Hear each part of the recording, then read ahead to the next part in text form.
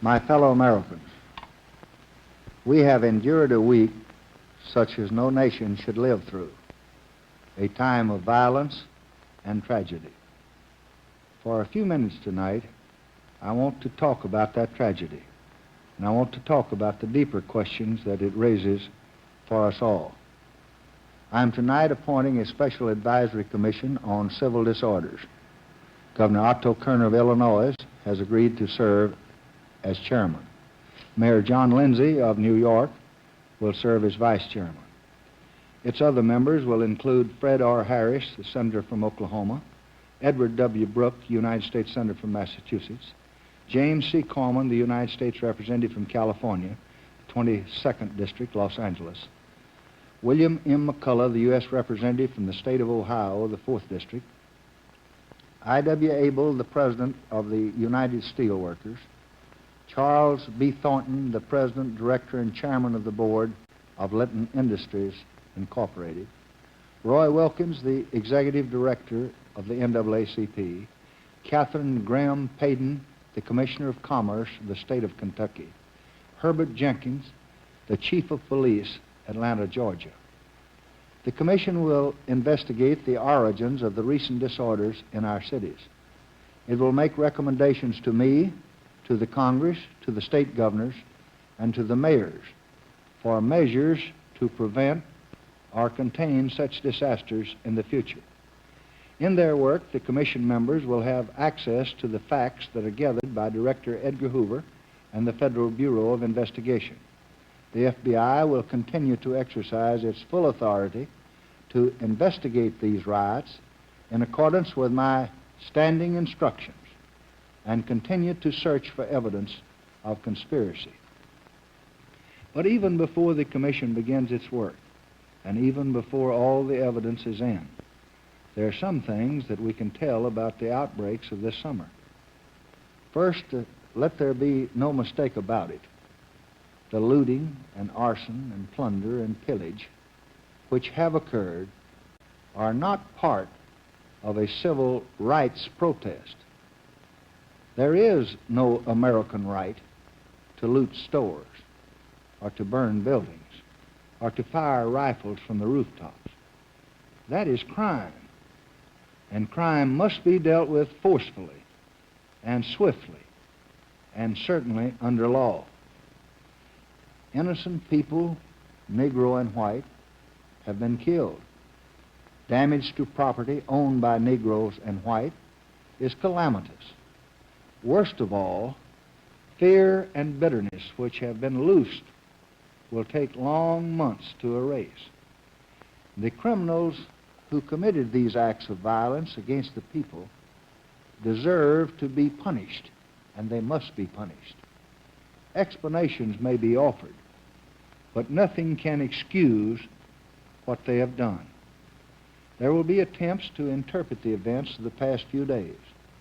But when violence strikes, then those in public responsibility have an immediate and a very different job, not to analyze, but to end disorder.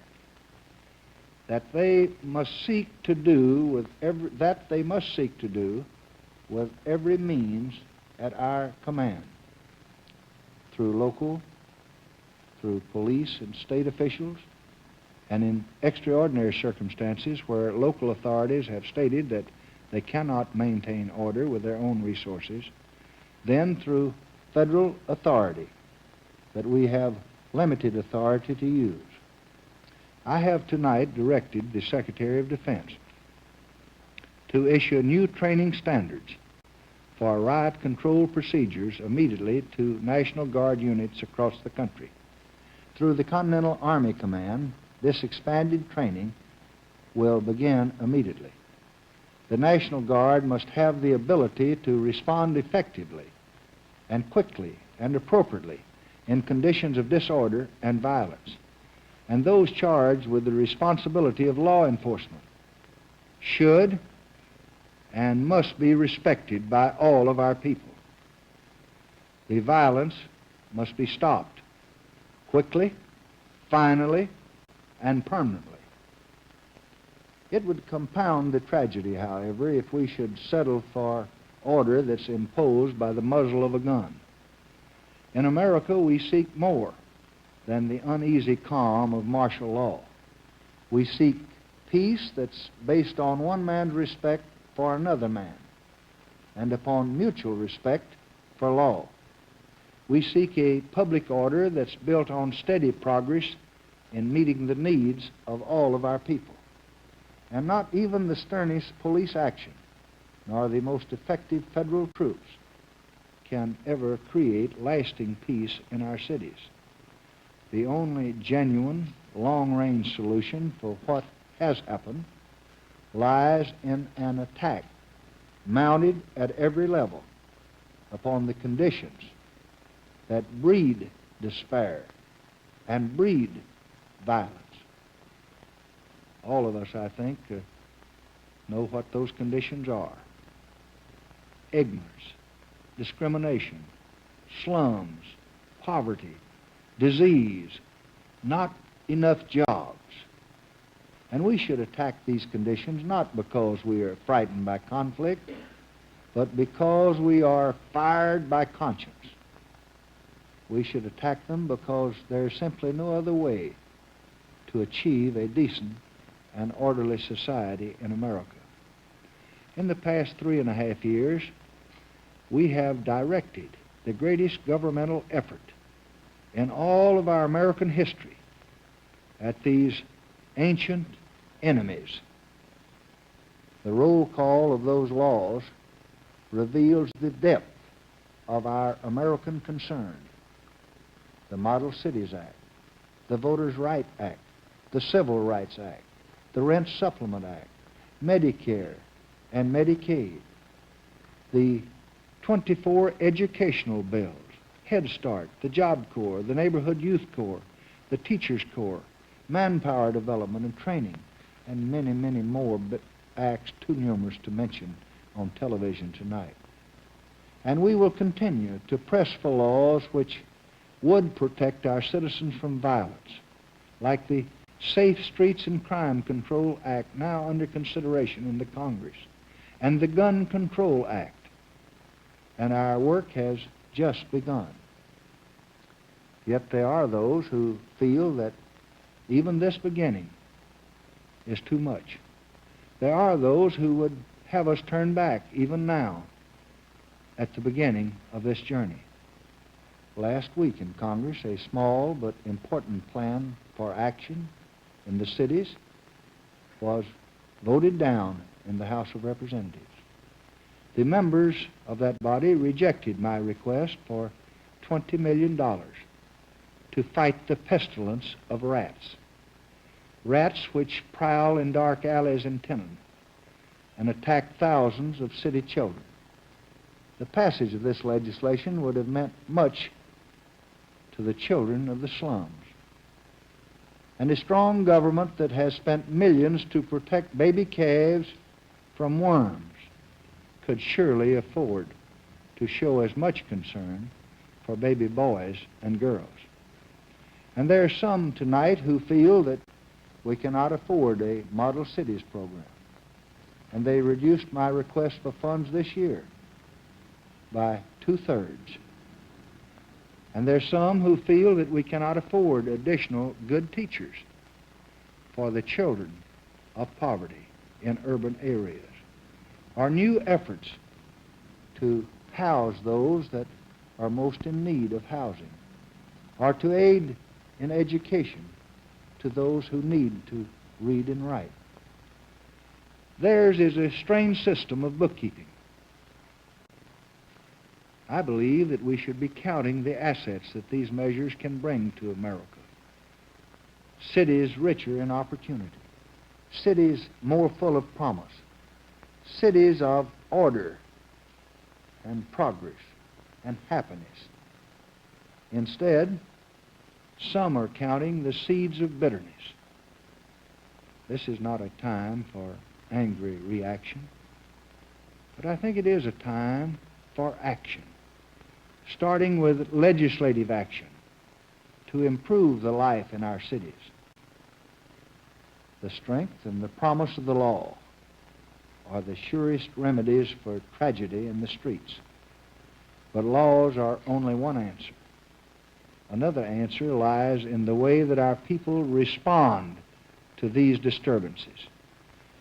There is a danger that the worst toll of this tragedy will be counted in the hearts of Americans, in hatred, in insecurity, in fear, in heated words which will not end the conflict, but will rather prolong it. So let us acknowledge the tragedy, but let us not exaggerate it. Let's look about tonight. Let's look at ourselves, and I think we'll see these things. Most Americans, Negro and white, are leading decent, responsible, and productive lives. Most Americans, Negro and white, seek safety in their neighborhoods and harmony with their neighbors. Nothing can destroy goodwill more than a period of needless strife and suspicion between the races. Let us condemn the violent few, but let us remember that it is law-abiding Negro families who have really suffered most at the hands of the rioters. It is responsible Negro citizens who hope most fervently and need most urgently to share in America's growth and in America's prosperity. And this is no time to turn away from that goal. To reach it will require more than laws and much more than dollars. It will take renewed dedication and better understanding in the heart of every citizen. I know there are millions of men and women tonight who are eager to heal the wounds that we have suffered, who want to get on with the job of teaching and working and building America. And in that spirit, at the conclusion of this address, I will sign a proclamation tonight calling for a day of prayer in our nation throughout all of our states. On this Sunday, July 30th, and I urge the citizens in every town and every city and every home in this land to go into their churches to pray for order and reconciliation among men. And I appeal to every governor and every mayor and every preacher and every teacher and parent to join and give leadership in this national observance.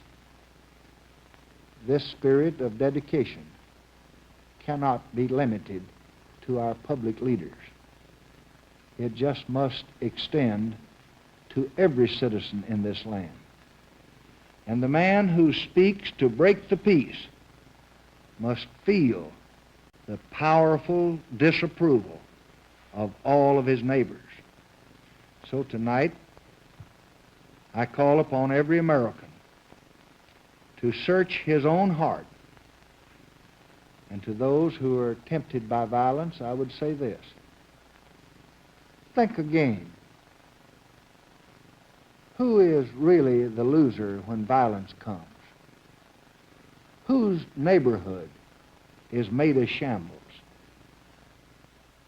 Whose life is threatened most? And if you choose to tear down what other hands have built, you will not succeed. You will suffer most from your own crimes. You will learn that there are no victors in the aftermath of violence.